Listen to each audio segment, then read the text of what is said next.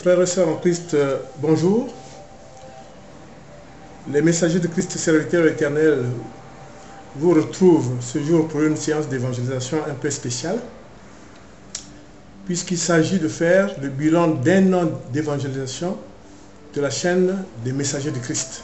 Et vous avez reconnu le frère Sari, évangéliste conférencier, et la prophétesse Marie Béni, qui depuis un an ont organisé pour vous, sous cette chaîne de messagers, un certain nombre d'activités allant des séances d'évangélisation, des séances de prière, des offices bibliques, des séances ayant trait au ministère de la femme et des informations concernant l'ONG La Samaritaine. La chaîne des messagers de Christ serviteur éternel existe donc depuis un an. Nous allons faire le bilan, pas pour présenter comme les gens font classiquement les pourcentages de vues, non. Il s'agit, après avoir analysé les points d'intérêt que vous, frères et sœurs en Christ, avez manifestés, nous vous inciterons à notre tour sur ces points pour évangéliser encore plus ceux qui nous suivent et pour ceux qui avaient déjà suivi les vidéos, insister sur des points qui nous paraissent vraiment capitaux. Et tout cela pour la gloire de Dieu. C'est pour ça que, avant de rentrer à proprement parler de cette séance, nous allons faire une prière en Seigneur, nous te remercions de nous avoir permis de tenir pendant un an ces séances d'évangélisation pour sensibiliser les frères chrétiens afin de renforcer leur foi et de créer au sein des païens des conversions pour qu'ils apprennent la parole de Dieu, pour qu'ils apprennent la vérité sur le royaume des cieux, afin que, Seigneur, le peuple de Dieu soit de plus en plus nombreux. Car en effet, l'homme s'éloigne de Dieu, le chrétien perd sa foi pour diverses raisons, notamment les médias, notamment tout ce qui se passe dans la société. Et c'est pour ça que, par la grâce de Dieu, et sois béni pour nous avoir choisis, nous tenons ces séances pour renforcer la foi et en même temps aider les familles chrétiennes dans le cadre du ministère de la femme à toujours vivre en symbiose avec la sagesse de Dieu, en symbiose avec les préceptes préconisés par Dieu. Ô Seigneur, nous te remercions de nous accompagner tous les jours car tu es notre soleil du matin. Et Seigneur, reçois-nous dans ta demeure comme des oliviers verdoyants afin qu'avec les autres nous puissions être à l'unisson pour œuvrer pour la parole de Dieu, la mettre en action. Sois béni Seigneur, Amen. Amen. Alors donc il y a un an, et nous sommes très heureux donc de dresser avec vous le bilan en disant que la chaîne des messagers de Christ serviteur éternel développait un certain nombre de thèmes. Il y avait des séances d'évangélisation, il y avait des offices bibliques, comme vous le savez, dans un avenir qui est certain, la chaîne aura se transformera en église, on verra. À ce moment-là, il y aura certainement il n'y aura peut-être pas des offices religieux, mais carrément des cultes. Mais pour l'instant, c'est des séances d'offices bibliques, avec notamment je dirais, des moments d'exégèse biblique. Il y a des séances de prière et d'exhortation prophétique sur des sujets, sur des problématiques. Il y a le talk show chrétien, on peut dire l'entretien entre chrétiens. Le talk show, ce n'est pas un mot hors de la société chrétienne, mais ça veut tout simplement dire une causerie entre chrétiens, talk show, que nous avons inauguré, que nous avons vu que beaucoup ont pris le relais. Ensuite, nous avons le ministère de la femme et les œuvres caritatives, telles que vous avez dû le voir, pour vous qui êtes assidus et suivez les activités de la chaîne des messagers. Donc nous apprécions l'intérêt que vous avez manifesté vis-à-vis des différentes thématiques et surtout des vidéos. Nous avons fait en sorte que nous tenions nos engagements. Nous avons édicté, pour ceux qui ont suivi la vidéo de présentation des thématiques de la chaîne, nous avons dit qu'on viendra vers vous toutes les 2 semaines environ. Et c'est pour ça que nous disons que nous apprécions disons que nos engagements ont été tenus, ceci pour vous permettre aussi de visionner les vidéos permettent aussi de pouvoir vérifier un certain nombre de choses, lire vos Bibles selon les références que nous donnons. C'est ça, justement, notre rôle. La chaîne des messagers de Christ Serviteur éternel, notre façon de travailler, c'est la parole de Dieu, rien que la parole de Dieu. Parce que ce que nous constatons actuellement, c'est une tendance au déviationnisme, une tendance à la perversion de la parole, une tendance à vouloir se substituer à la vraie prédication, telle que Jésus nous l'a enseigné, telle que les Écritures nous l'ont enseigné. Et c'est pour ça que nous tenons à vous dire que dans l'année qui va suivre, ça sera encore plus intense que l'année qui vient de s'écouler. Donc, nous apprécions l'intérêt que vous avez porté à ces vidéos. Au niveau du grand thème d'évangélisation, nous avons vu qu'il y a eu un grand intérêt pour la vidéo sur la séance d'évangélisation sur l'identité du chrétien, qui, franchement, nous voyons que les thématiques que nous avons abordées au cours de cette séance d'évangélisation ont retenu, je dirais, l'attention de plusieurs frères et sœurs en Christ. Évidemment, le chrétien doit se singulariser par l'exemplarité, conformément aux enseignements de Christ. Et nous l'avons martelé. Nous avons dit que le chrétien, comme vous le savez, la définition, elle vient d'Antioche, bien sûr, être baptisé, effectivement, croire que effectivement le Fils de Dieu, c'est Jésus qui est le Messie, qui est homme Dieu, qui est venu sur terre par le mystère de l'incarnation, et qui est venu pour nous sauver, et qui, après avoir souffert sa passion, mort enseveli, et le troisième jour est ressuscité d'entre les morts pour proclamer la victoire de Dieu sur la mort. Et soit dit aussi en passant que Dieu nous montre combien, même si les hommes n'ont pas demandé à ce qu'il envoie son Fils, son amour est tellement grand qu'il a envoyé son Fils en agneau de Dieu pour racheter les péchés du monde. Et grande est la miséricorde du Seigneur. Donc, dans l'identité du chrétien, nous avons aussi insisté sur le fait que Dieu n'est pas de nature humaine. Il ne faut pas parler de Dieu comme ça, même si Dieu est miséricordieux, même si Dieu est chaleureux dans son amour est intense, mais on voit des gens qui pervertissent même la présence de Dieu. Vous brûlez un feu rouge, j'avais déjà dit ça, oui, heureusement que vraiment Dieu est avec moi, non, Dieu n'est pas avec vous pour ça. Dieu ne pêche pas. Donc, suivez bien cette vidéo. Vous verrez que Dieu ne pêche pas. Vous ne pouvez pas, si on ne vous a pas attrapé parce que vous avez commis une gaffe ou un méfait, de dire que j'ai été sauvé, Dieu est avec moi. Non, non, non, Dieu n'est pas avec vous. C'est très important, c'est très, très important. Nous insistons sur ça et nous disons encore une fois de plus que n'est pas chrétien qui veut. Chrétien, c'est quelqu'un de baptisé d'abord, foncièrement. Et ensuite, qui doit croire que Dieu existe, bien sûr. Si c'est fait baptiser, c'est qu'il reconnaît que Jésus est son Seigneur. Mais il doit savoir que Dieu existe, que Jésus est le Fils de Dieu, il a vécu sa passion, il est venu pour nous sauver, et qu'il a créé la nouvelle alliance, comme nous le verrons plus tard, et cette nouvelle alliance qu'il a créée lors du dernier repas de Christ, il va le concrétiser sur la croix, avec les 5 plaies dont il a souffert, chaque membre, plus la plaie sur les côtés, et le sang puissant de Jésus qui a été versé pour proclamer la puissance de Dieu sur la mort et sur les ténèbres. Et ça, nous le verrons plus tard. Et dans l'identité du chrétien, on avait aussi insisté, et ça, nous apprécions que les frères et sœurs en Christ ont bien reçu le message, c'est de faire attention, notamment quand on est appelé de Dieu, quand on est serviteur de Dieu, de faire attention aux prophéties. Et nous avons eu déjà l'occasion, on en reviendra. Quand vous avez un don de prophétie, à notre sens et selon Dieu, selon ce que nous savons, ce n'est pas d'aller ouvrir un cabinet pour de voyance, dire que voilà, attention, vous allez avoir des maris au coin de la rue, etc. Voilà, ça c'est le maraboutage. Ça, c'est pas chrétien, c'est pas biblique. Et nous vous l'avons déjà dit que Dieu a dit que la magie n'est pas biblique. Le Seigneur Jésus-Christ, nous le verrons plus tard, a aussi montré que la magie n'est pas biblique. Donc, vous vous souvenez de la scène où Moïse et Aaron devant le pharaon d'Égypte, hein, l'histoire du bâton, hein, quand ils ont, sous l'instigation de Dieu, ils ont jeté le bâton par terre qui s'est transformé en serpent. Mais qu'est-ce qu'a dit le pharaon? Mais moi aussi je sais faire, et son magicien aussi a fait. Mais bon, bien sûr que Dieu a la suprématie.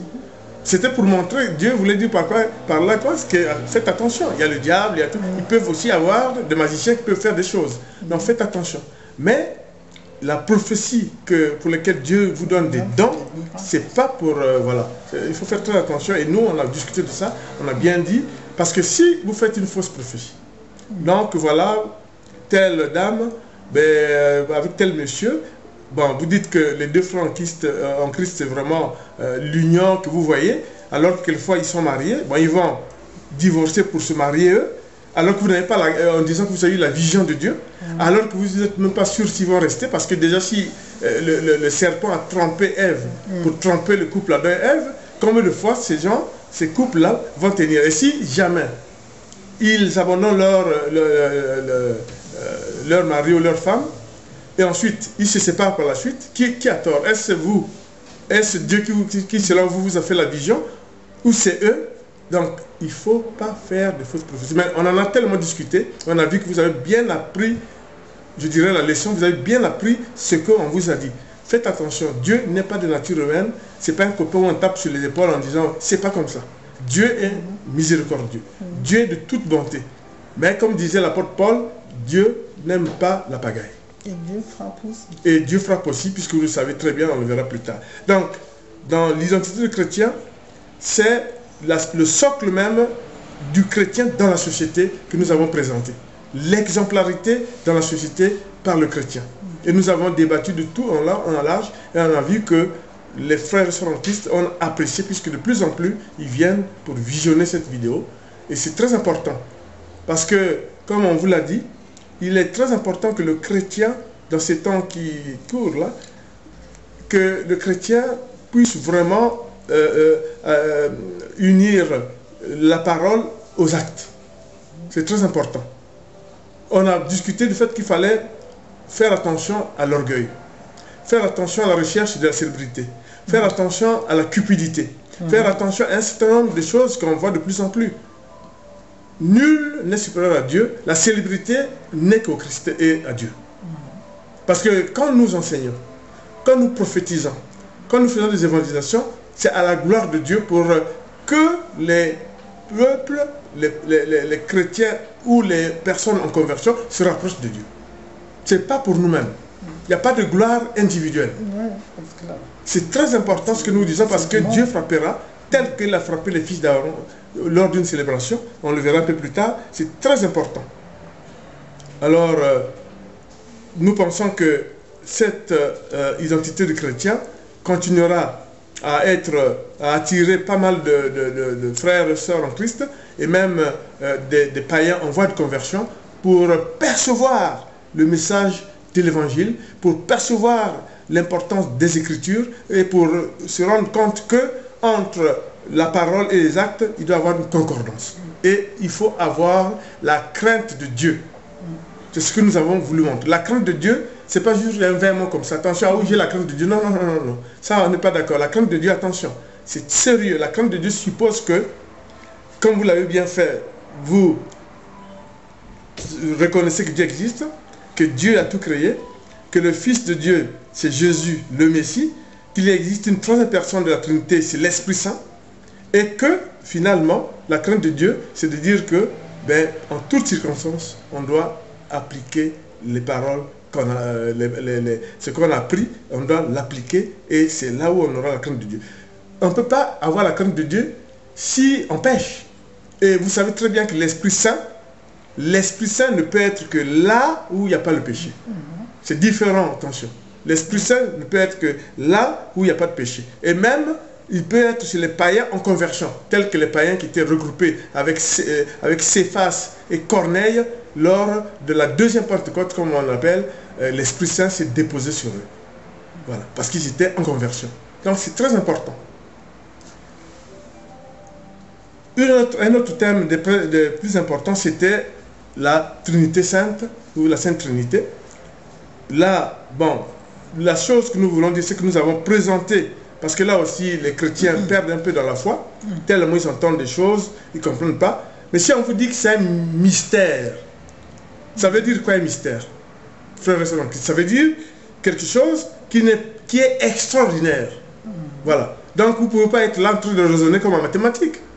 C'est Dieu en trois personnes, le Père, le Fils et le Saint-Esprit. Et même les croyants, même les hommes de Dieu, que faites-vous quand vous baptisez?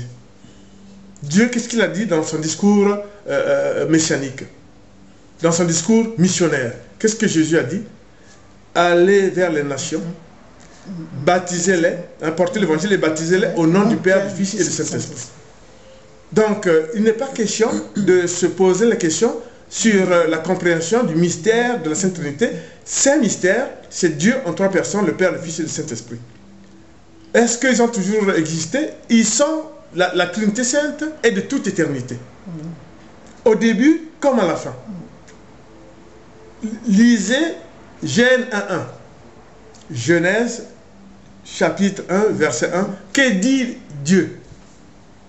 Qu'est-ce qu'il dit dans la Genèse Dieu? L'Esprit de Dieu planait sur les eaux. L'Esprit de Dieu planait. C'est le Saint-Esprit. Genèse 1.1. Il n'y a pas à se poser la question si il existait de toute éternité. Et souvenez-vous que dit Jésus quand les pharisiens lui posent la question, mais comment ça se fait que tu connaisses, nous, notre partenaire c'est Abraham, comment ça se fait que tu connaisses beaucoup de choses? Tu n'as pas 50 ans. Et qu'est-ce que Jésus a répondu? Avant Abraham, je suis. Avant Abraham, je suis. La Trinité Sainte est de toute éternité. Et qu'a dit Jésus quand les disciples lui ont posé la question sur le Saint-Esprit? Il a dit, attention, vous pouvez, moi, me porter préjudice.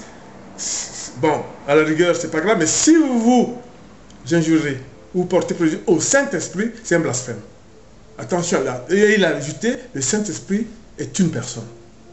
Et qu'a dit Jésus en plus? Si je ne pars pas, au moment où il a été ressuscité, au moment où il est ressuscité, si je ne pars pas vers le Père, ben, le Paraclète, l'Esprit Saint ne viendra pas. Qu'est-ce que ça veut dire? Ça veut dire que Dieu est la logique par extrême. Dieu est la logique.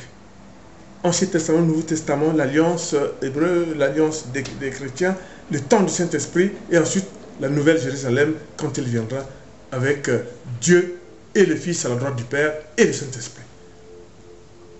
C'est des choses bibliques. Sous l'inspiration de l'Esprit Saint, nous vous parlons. Béni soit le Seigneur qui nous a donné ce don de vous parler et qui, par l'onction de l'Esprit, nous menons cette tâche difficile. Mais nous pensons que le message de Dieu se ferait de plus en plus. On sera nombreux, plusieurs hommes de Dieu qui prêchent, qui continuent à prêcher, il faut persuader, parce que ce n'est pas encore fait. Le monde de demain est un monde qui sera un monde de l'adversité, ne serait-ce que par les réseaux sociaux, ça sera difficile. La parole de Dieu pourra être transgressée, mais il y aura toujours des hommes de Dieu, des appelés, pour toujours mener ce combat avec uniquement pour arme la parole véritable de Dieu, les écrits saints, l'écriture sainte. Et c'est ça qui fera que... Donc, je ne reviens pas sur la Sainte Trinité, elle est de toute éternité. Pour ceux qui posent la question, je viens de dire, GN11, Dieu lui-même c'est Dieu qui a écrit la Genèse par Moïse. Ça, vous le savez, c'est pas un scoop. Vous savez très bien que la Genèse, c'est Dieu, par Moïse. Hein?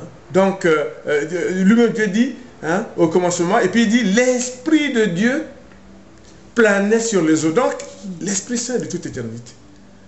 Voilà. Et Jésus, quand il y a eu la Samaritaine, quand on le verra plus tard, le puits de Jacob, il dit, Jésus dit à la Samaritaine, oui, je connais le puits de Jacob. Il connaît le puits de Jacob. Mais c'est Dieu, parce qu'au moment de Jacob, Jésus n'était pas encore le Messie, mais il connaît. Et la Samaritaine était étonnée que Jésus lui a dit, je suis Dieu, je suis le Messie. Ah, j'ai rencontré le Messie. Et la femme est partie appeler, mais ça on verra, toute sa famille et tout ça. Et autre chose qui est très important aussi qu'on a développé, c'est la sagesse de Dieu. La sagesse, ça fait partie des livres sapientaux. C'est des livres sapientaux. C'est-à-dire que c'est Dieu nous donne des préceptes de vie sans nous obliger. Mais il dit, attention, si vous voulez vivre en harmonie avec moi, voilà ce que vous devez faire. Il ne vous oblige pas. Mais si vous voulez vivre en harmonie avec moi, voilà, c'est la sagesse. Bien sûr, Salomon en a écrit, d'autres en ont écrit, même David en a écrit. Hein. Donc, c'est des préceptes de vie. Hein. Vous avez aussi l'Ecclésiaste, etc. C'est des préceptes de vie où Dieu dit, la sagesse, c'est, voilà les règles que j'édicte, mais si vous voulez vivre au royaume de Dieu, voilà comment vous devez vous comporter. C'est ça. Il ne vous oblige pas, mais attention. C'est apprendre ou à laisser, il n'y a que ça, c'est comme ça qu'il faut faire. Et c'est là où vous avez des préceptes de vie. Hein. C'est des livres Sapiento. En même temps, on glorifie le Seigneur, on suit ses préceptes, et Dieu, au contraire, vous donne des exemples. Sur l'autorité, par exemple, il faut respecter l'autorité. Vous savez, il y a un chapitre sur l'autorité. On ne peut pas sortir comme ça, on dit, bon, je suis chrétien, je respecte, je suis le Christ, et je ne paye pas mes impôts, je ne paye pas le bus. Non, non, vous savez que ce n'est pas comme ça, c'est pas ça. Dieu, lui-même, dans la sagesse, il dit très bien qu'il faut respecter l'autorité. Même si, par la suite, nous verrons par la suite, Jésus dira, hein, à César ce qui est à César, à Dieu ce qui est à Dieu. Même lui-même, Jésus connaît, puisque Jésus lui-même payait des impôts. Vous le savez aussi, que Jésus payait ses impôts. Bon, ça, on aura l'occasion de le dire dans une évangélisation, et ça, nous le savons, puisque, bon, voilà. Donc, la sagesse, il faut vraiment vous rappeler, c'est des préceptes. Si vous voulez vivre en harmonie avec Dieu, c'est voilà comment vous devez faire. Ensuite, on a vu votre intérêt pour les 4 vidéos sur le ministère de Jésus de Nazareth. Et nous avons été très contents, en faisant un peu le tour de tout ce qui est dans le web, d'être en tout cas à l'avant-garde de vidéos sur le ministère de Jésus de Nazareth, 1, 2, 3, plus la passion du Christ. Nous sommes très contents. Frères et sœurs, allez visionner, revisionner. Parce qu'effectivement, le ministère de Jésus de Nazareth, qui a commencé par la lecture du parchemin d'Ésaïe, qui traçait le but du ministère de Jésus. Jésus qui est grand prêtre, bien sûr, par l'ordre de Melchisédek, par Dieu, a commencé son ministère, évidemment, par une grande prière, et en disant, convertissez-vous. Convertissez-vous. Et il a lu le parchemin d'Ésaïe, où il dresse que le ministère de Jésus de Nazareth est là pour des œuvres en faveur des pauvres. Parce qu'à Jérusalem, il y avait des pauvres, il y a des lépreux, il y a des... Voilà. Donc, il nous montre que tout ministère, autant que nous, vous, quiconque homme de Dieu avait un ministère, a eu une vision, a eu un rêve, a eu une consécration, il y a toujours un objectif que Dieu vous assigne. Voilà. C'est pour ça que vous devez toujours être attentif à ce que Dieu vous dit. Donc, dans Jésus, dans 1, 2, 3, nous avons essayé de développer. Jésus, c'est 3 ans de ministère, de 30 à 33 ans. En spécifiant très bien que ça commence par le baptême de Jean le Baptiste, qui baptise Jésus sur le Jourdain, et à partir de là, il a commencé à baptiser le monde. On verra aussi que, les disciples qui suivaient Jean le Baptiste ont commencé aussi à baptiser sous Jésus les masses et les foules qui arrivaient. Donc c'est une symbiose, parce que, comme on le verra dans le Bénédictum, hein, c'est je dirais le cantique de Zacharie, hein, Bénédictum. Zacharie précise bien que son fils est le précurseur annoncé par les prophètes. C'est Jean le Baptiste. Et on ne dirait pas ouvert le chemin, parce que Jésus est Dieu. Il a fait le premier baptême pour montrer l'exemple. Et évidemment, c'est par la suite que le ministère de Jésus a continué avec des spécificités en enseignement, baptême, enseignement, prédication, guérison, acte d'exorcisme, et puis sa passion. Et puis sa passion.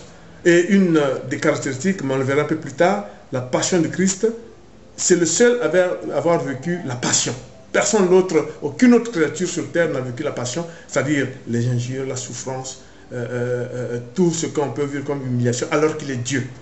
Alors qu'il est Dieu, à tel point que même les pharisiens disaient, mais il est vraiment le Fils de Dieu, mais pourquoi il souffre tant, pourquoi Dieu ne vient pas? Et puis hop, il en termine avec les personnes qui font souffrir le Fils de Dieu. Mais c'était sans oublier que c'était prescrit, comme a dit Jésus lui-même, Père, c'est prescrit, et il est allé jusqu'au bout, jusqu'à la souffrance extrême, pour racheter nos péchés. C'était l'agneau de Dieu venu pour racheter nos péchés et nous sauver. Et c'est très important. Et nous, on a développé ça, c'est la passion du Christ. Suivez ça et vous verrez que c'est très important. Ensuite, ce qui est aussi,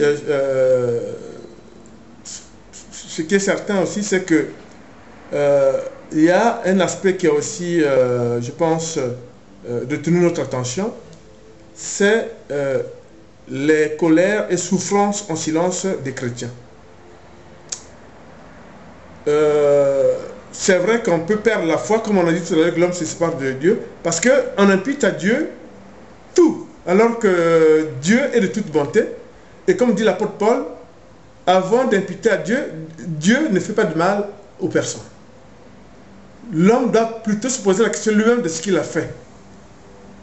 Si vous avez construit à côté d'un torrent, si vous avez construit à côté d'une rivière où vous savez que ça déborde, arrive une pluie, le torrent vient, il déborde, il y a des morts, attention, c'est des précautions que vous devez prendre. Autrement dit, Dieu est de toute bonté.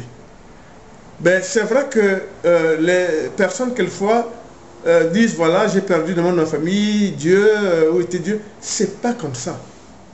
C'est pas comme ça. C'est pour ça que nous avons développé, allez voir cette vidéo des colères, souffrances en silence du chrétien, où nous avons su, par exemple, donner plusieurs cas. Le cas de Job, le cas de Suzanne, la mère de Samuel. Elle était stérile, son mari a prié Dieu, elle a prié Dieu, qu'est-ce qu'il y a eu? On a dit, tu mettras au monde, et c'est Samuel. Elle avait souffert avant, etc. Il y a eu une autre femme qui a souffert, Suzanne aussi, dans Daniel 13. Elle a souffert, on l'a accusé, deux vieilles personnes qui voulaient peut-être la violenter, n'ont pas pu, on dit voilà, il y a eu des jeunes, tout et tout, et Dieu a frappé aussi. Dieu a frappé. C'est très important. Donc, quand Dieu fait, c'est vrai que peut-être vous ne percevez pas ce qu'il fait pour nous. Donc, il ne faut pas se tromper, comme on dit, de cible. Dieu de toute bonté. Et nous avons développé un certain nombre de choses, on a montré. On a vu par exemple que quelquefois Dieu au dernier moment vous secoue. Voilà, c'est très important. Ça c'était la colère, souffrance de chrétien, oui. Donc c'est...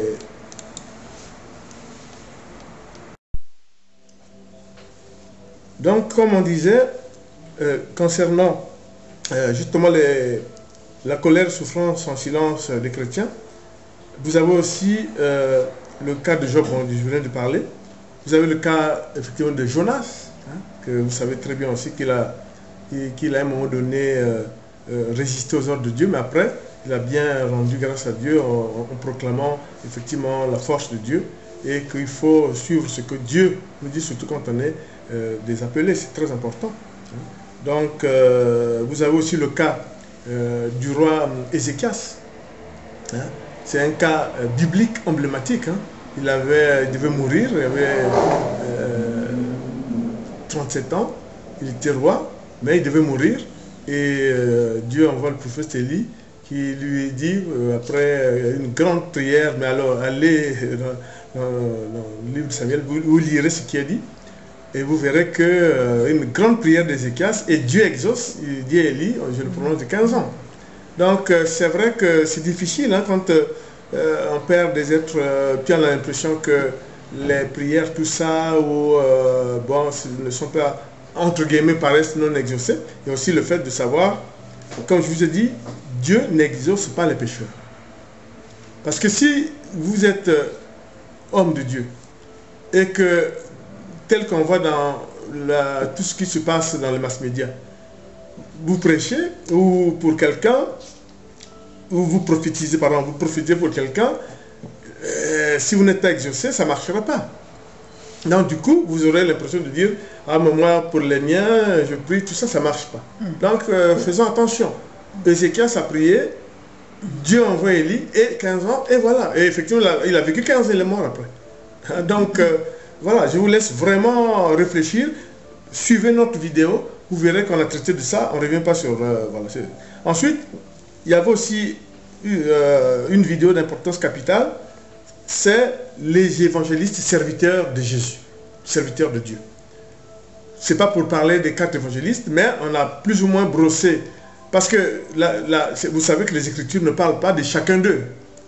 Il n'y a pas quelque part où on dit Luc c'était comme ça, Matthieu, bien sûr ceux qui étaient apôtres, Jésus les présente, voilà, il les prend et les désigne comme apôtres, point. Mais l'exemplarité des évangélistes méritait et a toujours mérité de la part des hommes de Dieu quand même qu'on les soulève, parce que c'est eux les témoins de Christ. C'est ça, l'évangéliste est le témoin de Jésus. C'est-à-dire que, je donne un exemple. Si vous faites une campagne électorale, vous passez de maison en maison, tout ce que vous êtes en train de faire là, les gens ne savent pas, mais il y a des gens qui vous suivent, ensuite vont dire ce que vous êtes en train de faire. C'est ça les témoins, c'est ça les évangélistes. Alors, ça ne veut pas dire qu'ils ont été contemporains des choses qui se sont déroulées. Ça ne veut pas dire que Luc était contemporain de Jésus, non. Il faut savoir qu'ils ont rédigé de par eux-mêmes, c'est vrai, mais sous l'inspiration de cet esprit. Qu'on le sache une fois pour toutes, les débats qu'on entend, que bon, c'est vrai que Luc qui n'était pas contemporain de Jésus, mais c'est simple. Ils ont été choisis par Dieu, comme pour les Écritures saintes de l'Ancien Testament. Ils ont eu une part d'eux, parce qu'ils étaient des chrétiens, au sens où ils étaient des fidèles, et en même temps, ils étaient sous l'inspiration du Saint-Esprit. Parce que, pourquoi nous savons qu'ils étaient sous l'inspiration du Saint-Esprit? Prenez seulement, par exemple, la tentation de Jésus au désert. C'est le Saint-Esprit qui permet à l'un ou l'autre des évangélistes de décrire ce qui s'est passé. La nativité de Christ. Vous savez que, par exemple, Luc est l'un qui a, peut-être vous ne le savez pas, mais il était évangéliste, médecin, historien. Et grâce à l'évangile de Luc, donc le troisième évangile, ben, on a pu faire la datation de ces sociétés actuelles. Quand il dit, en ce temps-là, au moment de... Et en ce moment-là, on a su que 1 an après Jésus-Christ, 2 ans après Jésus-Christ, 3 ans après Jésus-Christ, c'est Luc. C'est l'évangile de Luc qui permet la datation. Mais il ne le fait pas comme ça, c'est la puissance de Dieu qui fait. Donc les évangélistes sont des serviteurs de Dieu, des témoins de Jésus, et ils ont transcrit pour la postérité ce qu'aucun historien peut... comment voulez-vous qu'un historien puisse parler de la nativité de Christ? Comment peut-il parler des mystères de l'incarnation? Donc tout ceci, d'eux-mêmes en tant que, je dirais, serviteurs de Dieu, plus l'action du Saint-Esprit. Et ça nous a donné une vraie version. Donc, quels que soient les 4 évangélistes, on sait que, bien sûr, Dieu, dans sa grandeur, il y a eu 3 juifs et 1 non-juif. Luc était grec. Donc, Dieu, dans sa force, a tout fait pour... voilà. Donc, c'est pour ça que nous sommes très heureux de suivre ces traces de Luc. Parce que tout ce que, effectivement, Luc a fait, nous sommes sous ses traces. Et je vous donnerai un exemple de l'importance de comment Dieu est grand. Si vous prenez la résurrection de Lazare,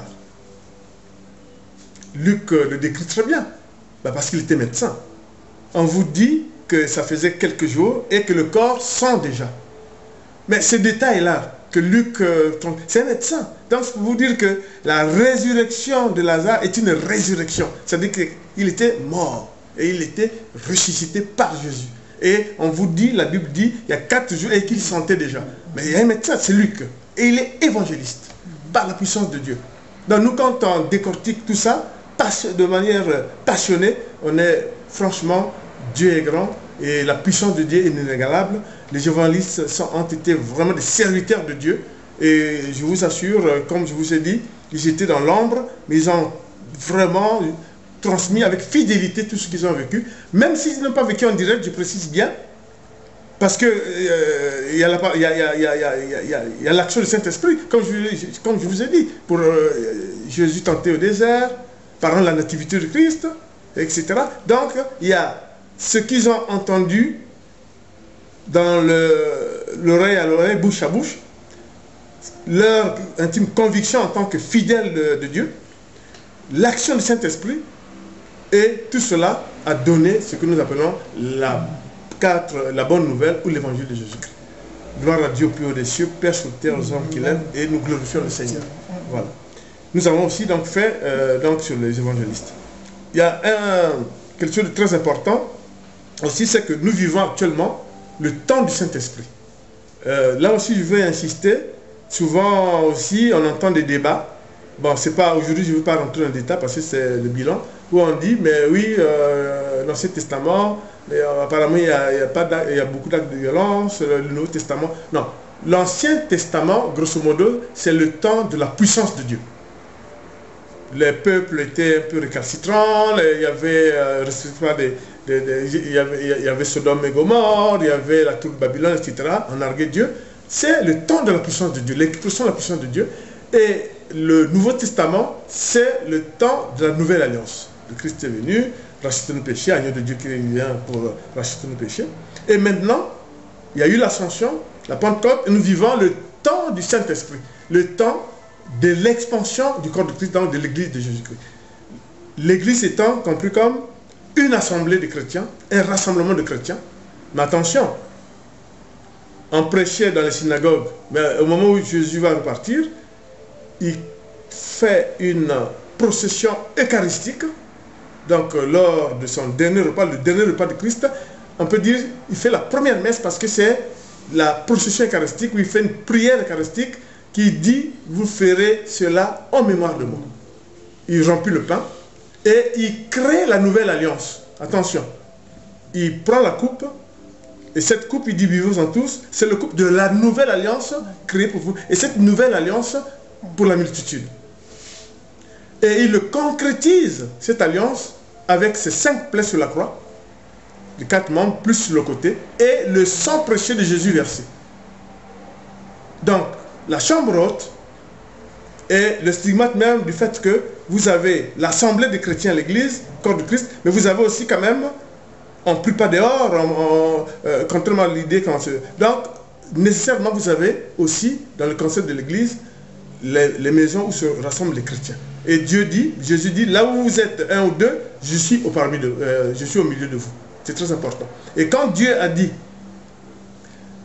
que Dieu n'habite pas les maisons ou les habitacles faits des mains d'hommes, c'est dans Deutéronome, avec les faux dieux, les autels dans les maisons qui existaient, etc., au temps de Deutéronome, de la loi de Moïse. Et il a dit, parce que Dieu habite les cieux. Voilà. Mais l'église de Jésus-Christ, l'église de Jésus-Christ, bien sûr, l'église est une assemblée, c'est vrai, mais l'assemblée, Dieu lui-même, Jésus lui-même a célébré ce qu'on appelle la célébration eucharistique dans la première messe à la chambre haute. Et cette chambre haute servira par la suite aux disciples d'attendre la Pentecôte, de se retrouver de temps en temps. Donc, il ne faut pas créer un rose sur le fait qu'il y a aussi, et puis la pastorale, comment vous allez mener une pastorale? Les pasteurs, ils ont l'onction de service, mais ils doivent gérer les églises. Ils doivent avoir un bureau, ils doivent organiser la pastorale pour les enfants, pour l'éveil, le ministère de la femme et tout. Donc, il ne faut pas se faire, comment dire, se flageller en disant non, non, c'est pas les églises, tout et tout. Ça, la débaptisation des églises, tout ça, c'est pas ça le débat pour l'instant. L'église corps de Christ, c'est l'assemblée des chrétiens, mais il y va aussi là où les chrétiens doivent se retrouver, tel que la chambre haute où Jésus a fait la prière eucharistique, a fait la Sainte Seine et a proclamé l'alliance chrétienne et qui sera concrétisée sur la croix avec les 5 plaies et le sang précieux du Christ versé. Amen. Amen. Vous avez aussi, ce qui est très important, l'appel et la grâce de Dieu. Souvent, Dieu, quand il vous appelle pour le servir, en même temps, il vous donne les moyens, il vous couvre de sa grâce. Parce qu'il ne peut pas vous commettre une mission pour que vous échouez. Lisez donc Josué, le livre de Josué, quand Dieu va consacrer Josué, va choisir Josué pour diriger le peuple hébreu. Et c'est sublime, ce passage de la Bible vous montre que Dieu, quand il vous fait appel à vous, il vous couvre de sa grâce. Et c'est très important. Lisez, frères et sœurs en Christ, justement, le livre de Josué. Très important. L'appel de Dieu est suivi de la grâce de Dieu, parce qu'il vous en donne les moyens. Maintenant, c'est à vous de pouvoir être fidèle à cet appel de Dieu, à ce don de Dieu. C'est très important. Et nous avons aussi montré que Dieu s'offre à nous en ami de Dieu. Il faut aspirer à devenir l'ami de Dieu. Dieu est de toute bonté, l'amour de Dieu est immense. C'est vrai que c'est Dieu qui nous disait, pour le cas d'Abraham, l'ami de Dieu, Noé, Lot, etc. Et Jésus avait aussi des amis, Lazare et ses sœurs, ses 2 sœurs.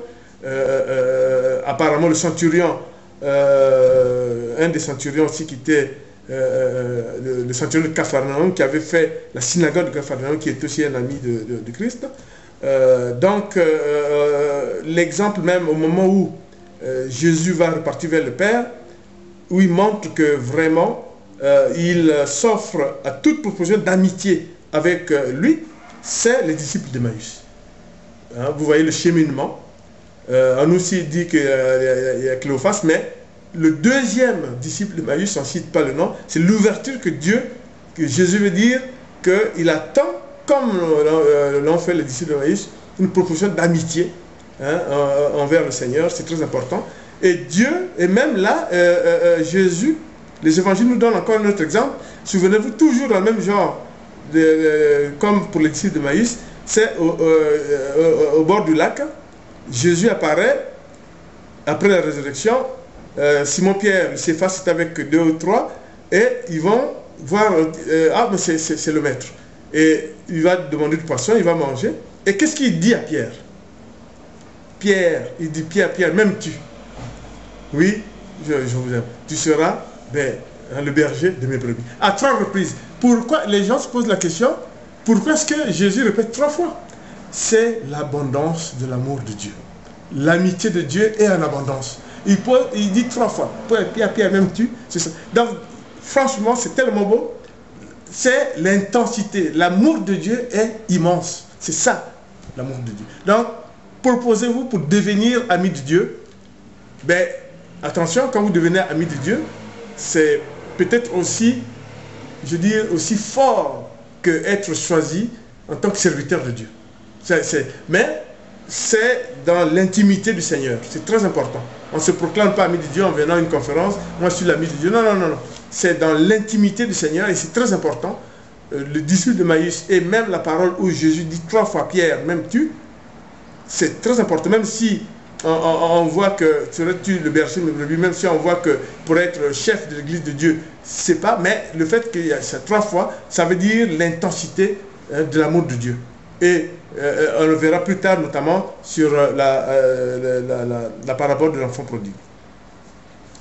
Ensuite, ce qui est aussi très important que pour passer à autre chose, c'est les fils de Judas seront vaincus.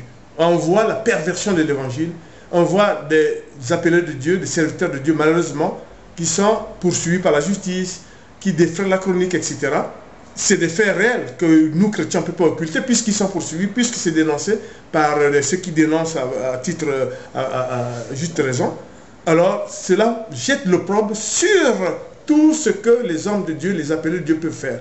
C'est pour ça que, qu'avait fait Judas? Judas, comme dit Jésus, était déjà gravé dans le front. Donc, choisi par Satan.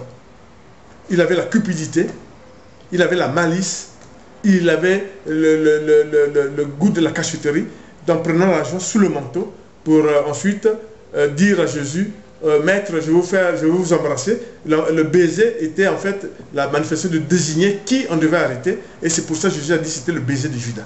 Donc, quiconque qui a l'onction de l'esprit, qui a un don spirituel, et qui se comporte comme ça, il dit oui, j'ai le don, mais pervertit le langage de Dieu, crée son propre évangile, crée des dénominations d'évangile qui ne relèvent pas de Dieu, mais ils suivent Judas, c'est les fils de Judas. Les fils de Judas seront vaincus parce que Dieu sera implacable. Dieu sera implacable parce qu'on jette l'opprobre sur le corps de Christ. On sème la discorde entre les chrétiens, entre les pasteurs, les vrais pasteurs et les fidèles. À tel point que Dieu, ça sera comme quand Dieu a frappé 2 serviteurs de Dieu qui étaient au cours d'une consécration, c'était sans pitié, ou Uza, qui était aussi un fidèle de Dieu, et au moment où il y avait l'arche de l'alliance au temps de David, Dieu frappera. C'est très important. C'est pour ça que nous disons que c'est dommage que des serviteurs de Dieu puissent défrayer la chronique, mais c'est comme ça. Les vrais serviteurs de Dieu, ceux qui sont, je ne dirais pas irréprochables, mais qui suivent, qui essaient d'appliquer la parole de Dieu, ne laisseront pas le délitement du corps de Christ. Ce n'est pas possible. Donc, les vrais se releveront et les fils de Judas seront dans une impasse. Impasse veut dire qu'il n'y a pas de sortie, sauf si on se repentit. Mais sinon, c'est seul Dieu avec les archanges et tous ceux qui gardent le royaume céleste feront justice. Cela revient à Dieu. Ensuite, pour passer à autre chose, nous avons aussi évoqué déjà ce qui sera notre prochain thème, c'est l'universalité du message évangélique. On a déjà plus ou moins abordé ça. Hein. Nous avons justement, par le biais du fait que Jésus était le Messie, c'est vrai, il est venu en anonyme Dieu pour sauver le monde, mais il n'y avait pas que ça comme mission, il y a 5 missions au total. Hein. Allez voir cette vidéo, vous verrez qu'il y avait 5 missions au total. L'une des missions, c'est le temps que nous vivons, le temps de l'Esprit Saint, le temps de l'assistance spéciale divine. Paraclète veut dire défenseur, avocat. Donc il fallait garantir le développement des assemblées chrétiennes, le corps du Christ. Et c'est pour ça que Dieu, dans une vision à Jean, a présenté l'Apocalypse. C'est très important pour qu'on sache que le message aux églises, mais à tout être humain, à toute la création, c'est ça. C'est très important. Nous avons aussi développé un certain nombre de prières, et c'est pour ça que je vais passer la parole à la prophétesse, qui va aussi faire un peu le bilan des prières qu'on a menées sur la chaîne et qui ont aussi retenu vos attentions, et ensuite pour revenir sur autre chose. Oui, voilà, mes bien-aimés, on a fait plusieurs prières, voilà, ensemble, parce qu'il est dit dans la parole de Dieu, dans Éphésiens 6, 18, « Faites en tout temps, par l'Esprit, toutes sortes de prières et des supplications. » Et nous avons fait toutes sortes de prières. On ne peut pas se concentrer que sur les prières de guérison, parce qu'on a un don de guérison. Donc il faut faire toutes sortes de prières pour pouvoir, voilà, comme il est dit dans la parole de Dieu. Alors on a fait des prières sur les destinées glorieuses, sur le Covid, sur la terre, prières de guérison bien sûr, pour annuler les libations, consacrer la maison, la purification. Voilà, une prière de bonne odeur pour Dieu, une prière d'origine. On a fait toutes sortes de prières, bien-aimés. C'est pour ça qu'il faut prier à tout temps, mes bien-aimés. Surtout les femmes, vous devez prier pour votre famille, prier pour vos enfants. Il faut toujours être en prière, parce qu'une femme qui prie, elle est dangereuse. Oui. Alors, il faut vraiment prier pour vos familles, toujours vraiment être cela. Et puis, il y a aussi pour l'ONG, voilà, pour la Samaritaine. Et tout, on a fait, voilà, quelques distributions, mais c'est pas encore tout à fait ça, vous savez, c'est difficile puisque nous ne sommes pas sur place. Nous voulons aider vraiment les gens en Afrique, voilà, en Afrique, voilà. Et puis nous ne sommes pas vraiment sur place, nous sommes à l'étranger, et puis c'est pas toujours facile, parce que la cible n'est pas toujours, c'est pas toujours la bonne cible, parce qu'il faut vraiment voilà, trouver les personnes, voilà, les veuves, les orphelins et tout. Personne au relais. Voilà. Personne au relais, oui. Voilà. Et puis, bon, parfois, c'est pas bon, on est là pour aider tout le monde, mais si Dieu nous dit qu'il faut aider les veuves, les orphelins, c'est vrai que si quelqu'un qui est démuni vient, ou bien quelqu'un qui est dans le besoin vient, on ne va pas lui dire non. Mais bon, c'est pas toujours évident. Mais bon, grâce à voilà, la puissance de Dieu, on arrivera à nos buts. Ouais. Et puis, voilà. Et d'autres, voilà, je laisse la parole à l'évangéliste. Alors, donc pour les prières, je pense qu'il y a eu aussi une prière où on a parlé du peuple en détresse. Voilà. Vous avez été nombreux aussi à aller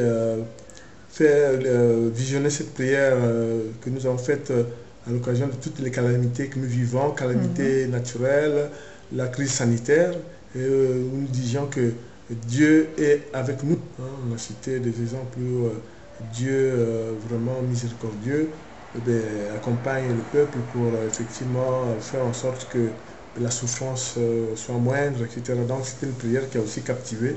On a vu votre attention. Soyez bénis. Alors, nous avons aussi traité des paraboles. Comme vous savez, les paraboles, c'est l'enseignement magistral de Jésus. C'est les enseignements magistraux de Jésus. C'est le seul au monde, jusqu'à présent, à avoir fait les paraboles, même si dans l'Ancien Testament, on a quelques paraboles d'Ésaïe qui ne sont pas de même nature, mais qui s'en approchent. La parabole est habituellement comparative, A et B, mais en même temps, la parabole peut aussi être une leçon de portée générale, telle que dans la parabole du méchant riche et Lazare, et le pauvre Lazare, qui est une parabole non comparative, qui est une parabole de portée générale. Dans les paraboles, on avait parlé, on a bien vu que vous avez aussi suivi, notamment la parabole du semeur, qui est emblématique de l'enseignement de Christ, la parole que nous faisons tous là. La diffusion de la parole, il y a 4 terrains.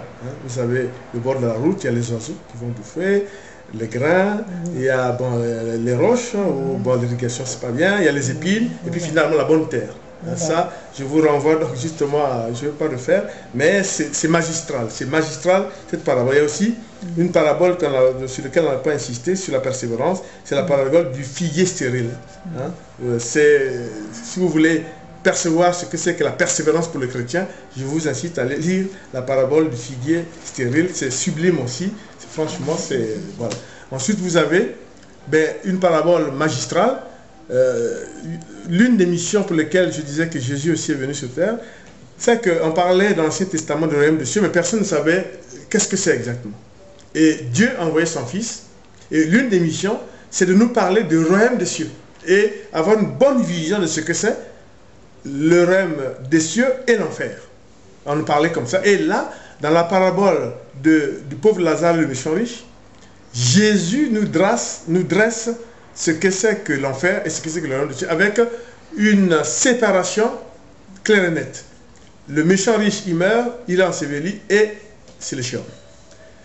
Le pauvre Lazare meurt, c'est un autre chemin bien sûr, parce que la miséricorde de Dieu, la bonté et la pauvreté de Lazare a fait qu'il est au royaume des cieux. Et le méchant riche qui dit, regarde, il dit à Abraham, notre père Abraham, aidez-moi, vraiment j'ai chaud, etc. C'est Jésus qui nous montre ce que c'est que le royaume des cieux et ce que c'est que l'enfer, concrètement par la parabole de Lazare et le méchant riche. Vous avez aussi une parabole emblématique qui nous parle de ce que c'est que l'orgueil. Ça ne sert à rien de dire moi je jeûne, moi je fais ceci. C'est la parabole du pharisien et du publicain se rendant au temple. Le pharisien disant moi je jeûne plus de 2 fois par semaine, je donne la dîme, je fais ceci, etc. Le pharisien est construit, il dit moi je jeûne une seule fois par semaine, mais je fais ça. Et Jésus à la fin dit mais qui est exaucé? Et Jésus le dit très bien, c'est le pharisien, le publicain. C'est le publicain qui est... Donc c'est une parabole sur l'orgueil. Ça ne sert à rien de faire du bruit, etc. Même Jésus, quand il enseigne comment prier, il vous dit pas trop de bruit, etc. Bon, je vous laisse vraiment se ressourcer auprès de ça, de ces enseignements. Quand vous faites le jeûne, Jésus a décrit, parfumez-vous, etc. Voilà, tout est dans la Bible. Et tout est dans la Bible, on voit des transgressions, des gens qui disent le contraire, etc. On ne sait pas pourquoi, mais tout est écrit dans la Bible, comment prier, etc. Donc, faites attention. Il parle même, dans la Bible, on parle même des gens qui, quand ils vont dans les célébrations, sont toujours au premier rang, où on voit les chaussures, on voit ceci, les marques. Non, franchement, revenez, vraiment revenez sur terre, et vraiment, quand on voit ces paraboles, franchement, on doit appliquer tout ça. Et puis, vous avez... La parabole emblématique de l'amour de Dieu, c'est la parabole de l'enfant prodigue. Pas de commentaire, le seul commentaire que je vais vous dire, c'est, comme je disais pour Pierre, même 3 fois qu'il a dit sur le bord du lac, là, c'est l'amour de Dieu est intense. Il ouvre grandement ses bras pour accueillir l'enfant perdu qui s'est égaré, qui revient. Et le père dit, il revient à la vie. Le simple fait qu'il retrouve son fils qui revient, il organise, il met l'anneau, on festoie, il dit la Bible, et avec une embrassade, et il voit au loin son fils arriver, il vient, cette accolade, cette embrassade traduit l'amour intense et immense de Dieu, la générosité de Dieu. Là, c'est vraiment Dieu qui est le Père, qui reçoit l'enfant égaré qui revient. C'est très important. Lisez plusieurs fois la parabole de l'enfant prodigue. C'est vraiment un cours magistral emblématique. Voilà. Et puis bon, il y a aussi eu des exhortations. Voilà, le ministère de la femme. Ça, voilà, on a traité des thèmes, les familles recomposées. On a traité plusieurs thèmes. Il y avait un autre sur... qu'est-ce qu'il y avait encore? On a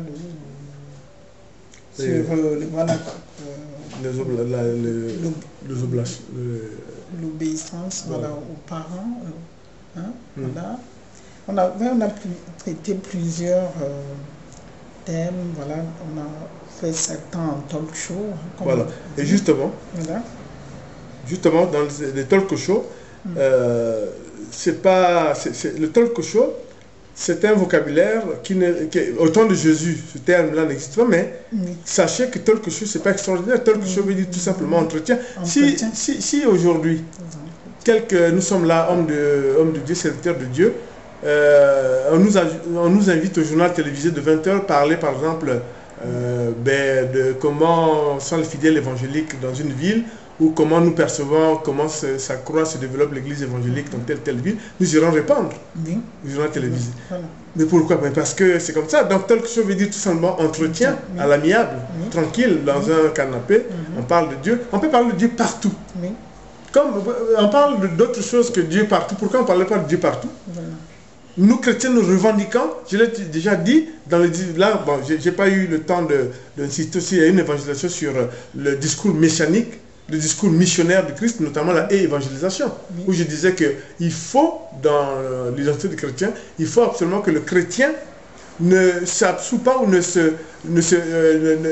peur d'aller sur le web. Non, le web, je le dis et je le redirai, allez dans l'identité du chrétien, vous verrez, c'est le fruit du cerveau humain, de l'intelligence humaine. Quelle était la différence entre la création entre les animaux et les hommes, entre les animaux et Adam et Ève? Qu'est-ce que Dieu a dit? Il a dit à Adam, tu es le chef de la création, enfin des créatures, c'est-à-dire que c'est l'homme qui va commander. Mais pourquoi? Mais parce qu'il y a deux facteurs que Dieu, je dirais, comment on peut dire, deux propriétés qu'a donné Dieu à l'homme qu'il n'a pas donné aux animaux, c'est la parole et l'intelligence. Voilà. Donc, à partir de ce moment-là, mais l'Internet, le web est le fruit de l'intelligence humaine. Quelqu'un peut dire, oui, nous sommes propriétaires de YouTube, nous sommes propriétaires... C'est très bien, c'est pas ça. Nous disons que la diffusion, les ondes, tout ça, c'est pas quelqu'un qui a créé. Les ondes existent de par la création. La diffusion des ondes existe de par la création. On utilise ça en physique à l'université, tout ça. Donc, c'est pas la propriété de quelqu'un, mais c'est bien sûr, une fois que ça a été créé, évidemment, pour le développement des choses, il y a toujours des personnes qui développent plus ou moins. Mais le web, c'est une autoroute de l'information et il n'y a aucune raison, absolument aucune, que les chrétiens soient absents des autoroutes de l'information. N'ayez pas peur. Le diable est aussi dans les réseaux. Faites attention parce que on fixe des rendez-vous à des gens, à des femmes, puis ensuite on peut on abuse tout ça. C'est dans le web. Le diable, il existe. Donc, prophétisez, portez la parole de Dieu dans le web. En tout cas, moi, évangéliste Sari, je vous dis que c'est le fruit de l'intelligence humaine. Il n'y a absolument aucune raison pour que les autres... de quelle raison? Ça n'appartient pas à quelqu'un de spécifique. Même si certains réseaux spécifiques appartiennent à eux, mais la diffusion, tout ça, c'est le fruit de l'intelligence humaine. Le web était... voilà, c'est l'homme... Nous, on appelle ça la parabole de vigneron et la vigne. Voilà. Quand vous cueillez dans la vigne, ça appartient au vigneron. C'est tout. Voilà. Donc, nous disons, faites vraiment tout ça. Alors, nous avons fait le talk show. La famille recomposée a été ce que les chrétiens ont plébiscité. Parce qu'on avait dit que dans le monde d'aujourd'hui, c'est vrai qu'il y a des familles recomposées. Bon, d'aucuns, c'est vrai, les gens ont beaucoup suivi parce que ça posait un certain nombre de problèmes. Les divorces, quand on dit recomposer, ça suppose qu'il y a eu des divorces, les gens se sont refaits, etc. Mais le chrétien, bien sûr que je dirais, dans l'habit des chrétiens, selon les règles chrétiennes, ils peuvent refaire leur vie. Hein. C'est pas dit qu'on ne refait pas la vie, etc. Je dis selon les obligations chrétiennes, voilà. Donc, ça veut dire que, en respectant ce qu'on a déjà dit, de faire attention à l'adultère, à faire attention, parce que quand Jésus a dit que le mariage est indissoluble, mais quand vous lisez bien les Écritures et les paroles qu'il prononce après, sauf s'il ne peut plus tenir. C'est ça, c'est-à-dire que si vous avez un mari repris de justice, violeur, qui assassine, qui plusieurs fois, vous ne pouvez pas dire à cette femme-là que non, non, le mariage est indissoluble. Parce que là, Jésus dit, le mariage devient illégitime.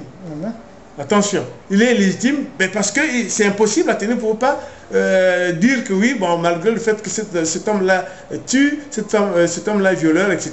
Et si jamais un tribunal devait prononcer le divorce, que cette femme-là ne peut pas divorcer, etc. Donc il faut faire attention aussi sur le fait que Jésus n'a pas dit que les mains sont liées, quel que soit, que voilà, même si c'est un violeur, un tueur de personnes, voilà, il faut faire très attention aux lectures de Bible. Et comme certains disent que si le mari n'est pas mort, on ne peut pas se remarier. Tout ça parce que si on a épousé un homme qui nous violente, qui vole, qui nous met en danger avec les enfants, on ne va pas rester avec et ne va pas refaire sa vie parce que il est dit que on est adultère. Si on refait sa vie, on est adultère, c'est pas. Donc retenez bien, sauf si le mariage est légitime. Et Jésus n'a pas expliqué, parce qu'il ne peut pas tout expliquer. Voilà, il ne peut pas tout expliquer. Hein? Donc, quand je donne encore un exemple de que Jésus ne peut pas tout expliquer, dans la femme adultère où les gens la poursuivaient, ils ont dit à Jésus, ah, mais on a pris cette femme en flagrant d'adultère, il faut le lapider. Mais qu'est-ce que Jésus tranquille leur a dit? Avant, qui n'a jamais péché, jette la première pierre. Mais parce que Jésus tout simplement voulait leur dire, mais où est l'homme qui a fait l'adultère avec elle? Vous amenez que la femme. Mais où est l'homme? Donc je vous dis, faites attention. Quand un mariage est illégitime du fait, ben, surtout quand vous avez un homme violent, etc. Bon, c'est vrai que ça peut aussi être le contraire, une femme peut-être violente. Mais en règle générale, on sait qu'il peut être qualifié d'illégitime, retenez ce mot, vous ne pouvez pas faire autrement. Sinon, regardez dans la société vous allez voir que ce que je vous dis est respecté. Les gens ne vont pas continuer dans une union où il y a les tueries, il y a tout ça, vous voyez, il n'y en a pas. Donc, sauf s'il est légitime, avait dit Jésus, c'est comme ça. Donc, il y a aussi, on avait aussi parlé dans le talk show, qu'il faut respecter ce qu'on appelle la gérontocratie. Les anciens respectent ton père et ta mère, etc. On ne veut pas dire vénérer. Hein, attention, là aussi on ne vénère que Dieu. Mais Dieu lui-même dit qu'il faut respecter et ça se comprend très bien. Mais il ne faut pas dire vénérer. Attention, on vous apporte la nuance parce que effectivement il faut faire cette nuance-là parce que les gens voulaient dire que je ne veux pas rentrer dans des cas particuliers ou dans une famille, ça n'a pas marché parce que peut-être les parents étaient... Bon, c'est pas ça l'évangélisation. Mais vous comprenez ce que je veux dire? Je veux dire qu'on ne vénère pas. Voilà. Mais on honore. Honorer, c'est, comme le nom l'indique, que tu reconnais, oui, c'est mon père et ma mère, oui, ils ont élevé pour moi, j'ai grandi, il a payé les écoles, etc. Aucun jugement. Voilà, voilà. Très important. Voilà. On ne peut pas juger. Voilà.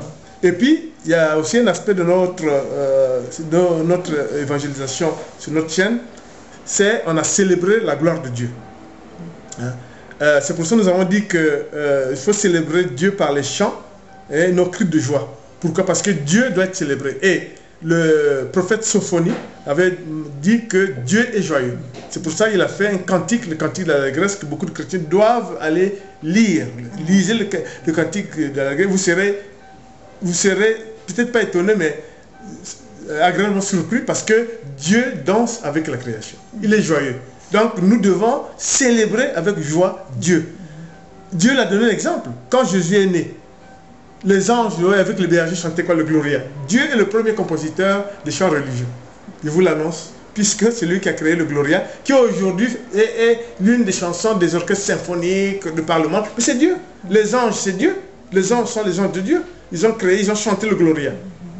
Donc, à la naissance de Dieu. Donc, c'est pour ça qu'on dit, il faut, c'est de là que viennent les célébrations en chant, en chanson. Et les chants peuvent aussi être comme des prières. Et la chaîne Messager de Christ a fait une évangélisation sur ça. Suivez ça et vous verrez que c'est très important. Hein. Donc, nous vous disons que dans vos pratiques. Mais attention, on ne chante pas n'importe quoi. Il faut éviter l'apologie du sexe, de la violence, de l'intolérance, du racisme. Voilà. Dieu en chante pas n'importe quoi. Gospel, oui, je suis, oui. Mais respectez ce que nous vous disons là, sinon c'est la colère de Dieu. On ne chante pas n'importe quoi, comme disait l'apôtre Paul. On ne peut pas chanter n'importe quoi. L'apôtre Paul l'a bien dit dans Éphésiens, dans Colossiens, etc. On ne peut pas chanter n'importe quoi. Pas d'apologie. Pas d'apologie sur tout ce que nous avons dit. Hein. Et puis, il faut aussi faire attention. Vous chantez, c'est très bien, mais il ne faut pas aussi transformer ça en comme si c'était, je dirais, des vocations ou des consécrations. Ce n'est pas une consécration, on a un don de Dieu, c'est très bien, on chante, Dieu en prend compte, c'est tout. Parce qu'on a vu quelques déviations où, bon, de chante, on peut devenir pasteur, etc. Il faut faire très attention. Il faut faire très attention parce que c'est vraiment séparé, c'est très séparé. Hein. Il peut y avoir des dons de chant, etc. C'est ce qui est très bien, mais il faut vraiment savoir qu'est-ce qu'on a en réalité. Hein. C'est très important. Et ce qui est aussi que nous avons soulevé, c'est de dire que face aux agissements des hommes de Dieu qui pervertissent le langage de l'évangile, avec des dénominations des évangiles par-ci par-là, et des assemblées par-ci par-là, nous disons qu'il faut faire attention. Dieu avait frappé les fils d'Aaron au cours d'une consécration, Nadal et Abihu. Ils ont été dévorés par la flamme de Dieu et c'est très important. La sanction de Dieu est implacable. C'est très important.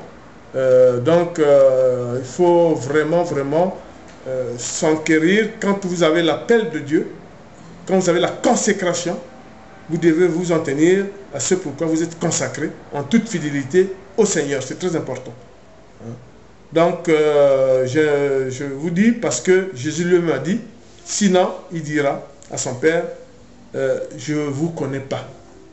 Hein? Cette parole de Jésus, je ne vous connais pas. Sinon, il dira à son Père, je ne vous connais pas. C'est très important. Donc, respecter l'éthique des chrétiens et l'éthique des serviteurs de Dieu. C'est très important. Et notre chaîne a tout traité de toutes ces questions. Ce qui fait que il y a des phrases cultes que nous pouvons dire. C'est essentiellement